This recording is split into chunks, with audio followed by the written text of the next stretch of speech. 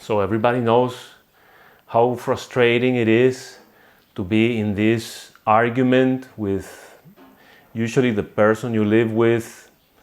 It happens with the parents, it happens with the partner a lot. And it's just because living together brings the deep-rooted stuff from within, and that other person is always our mirror. That other person that lives with us is mirroring back to you whatever you are believing, whatever you are thinking, whatever is consuming you. And this is a very good thing. This is a very good thing that we are able to be mirrors of each other. But it's very hard to control this when the arguments begin to get heated, and it's just this ping-pong of projection, really, because nobody's really listening. Everybody's is just planning what they're going to say next, and everybody's so outraged. It's a display of such low frequency energy, and it gets fed back in this ping pong. And back when I was in Munich, I had a really good friend, Isa, and she was amazing.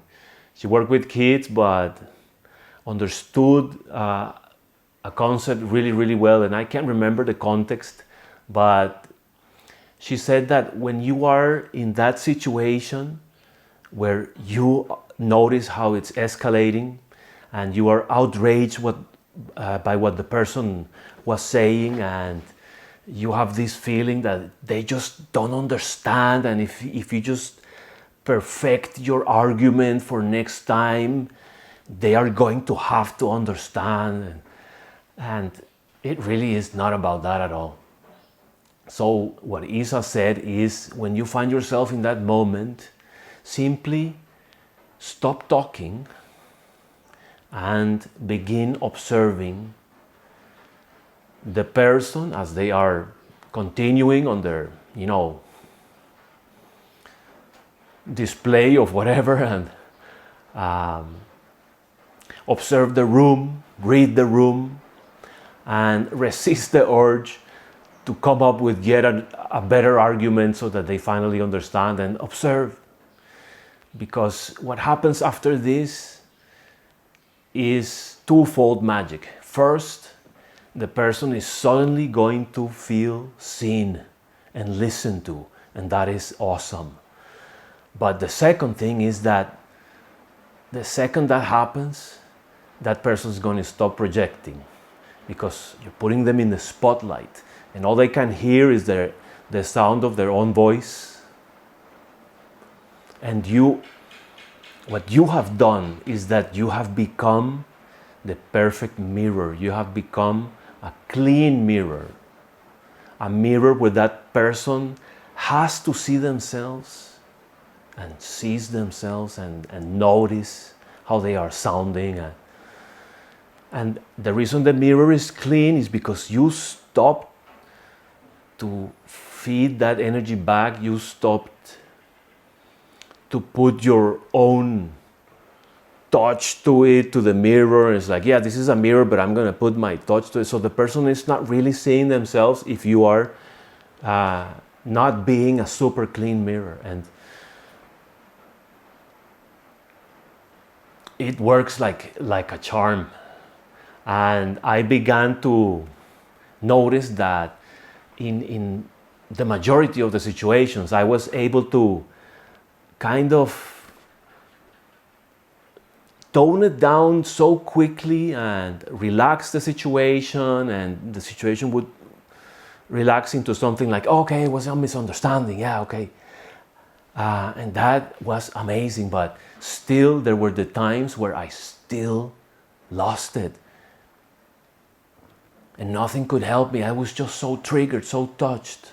Somewhere in 2019, I wrote in my journal, new intention. I don't want to project anymore. I will become a better listener, and I will open myself to the love of the world to teach me, without resistance, to change for the better.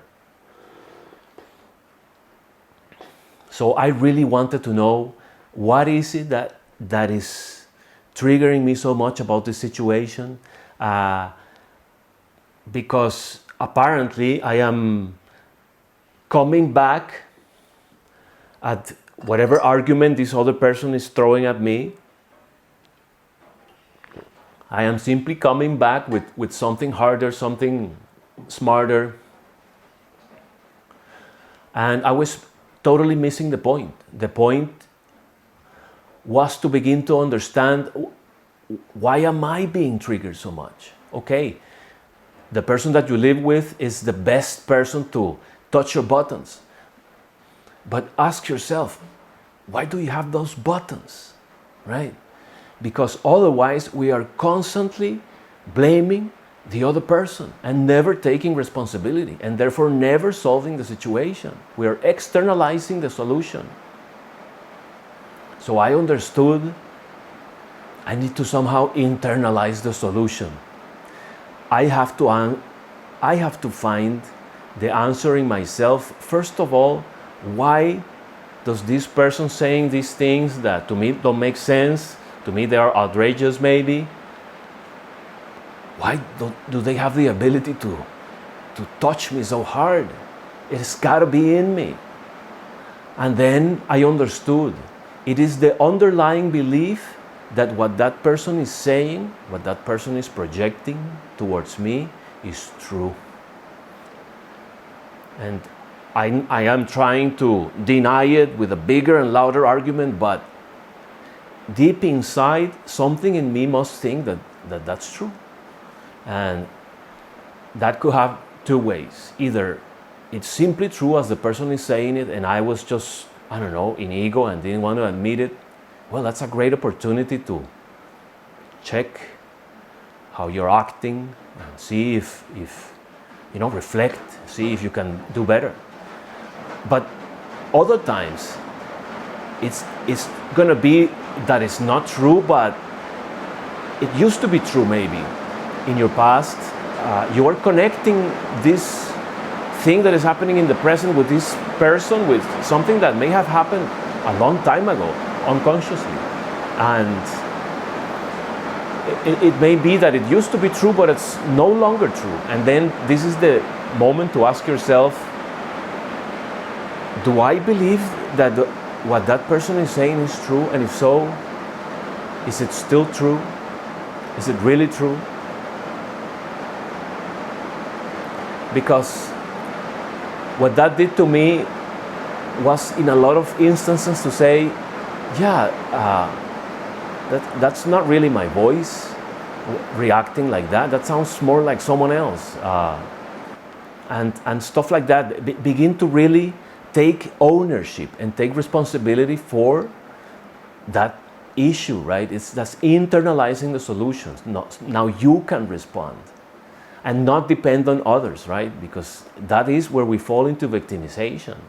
Victimization is always externalizing everything, and I can't do anything, and poor me, I'm here, and because people are not doing what I want, I am suffering. And that leads nowhere, clearly. That's what brings me to a topic that I love, which is the fruit hat story. So imagine that you are walking down the street in a public area, and then some acquaintance of yours sees you from the distance, and you're like, oh, hi, and you want to go greet them, but they're just hysterically laughing at you the whole time, and they're like, and you're like, excuse me, I don't understand, like, what's happening?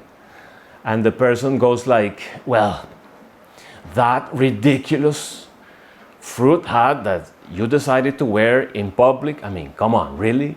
It is, how could you do that? It's ridiculous, it's laughable.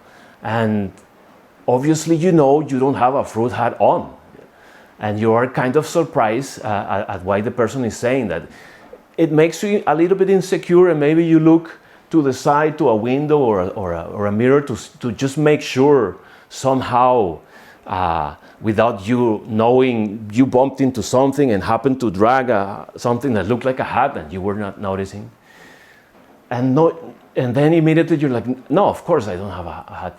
But if this situation happens to you, you wouldn't react like, how dare you tell me my hat is ridiculous. If you know you don't have a hat, you wouldn't say that. You would say something to the effect of, I am really sorry, I don't know about what hat you're talking about. Maybe you're confusing me with someone else, or, right? So if you don't believe it, and you know that what that person is saying, it doesn't matter how ridiculous or outrageous it sounds to you. If you don't believe it, you don't react. You can have understanding that that person is having a bad day. You can have a lot of other reactions, but not to get worked up when you know you don't believe it. And now I'm going to recall a super nice dream that I was having at the time of all these discoveries. And I found myself inside a big exhibition hall of sorts, next to a person that appeared to be like a guru or a sage, or somebody very high frequency, like a spiritual guide.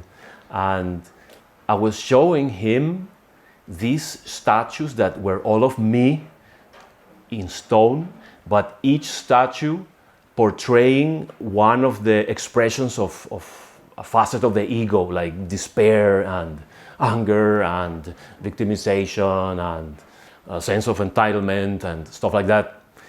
And I was telling him, look, these are all aspects of my ego that I have been able to observe, and I have captured, right? I have acknowledged. And yeah, I think it ties in fully with the ability that observing yourself, making that silence, right, when you're in the arguing, making that space allows for the ego to be seen. Your ego, the other person's ego.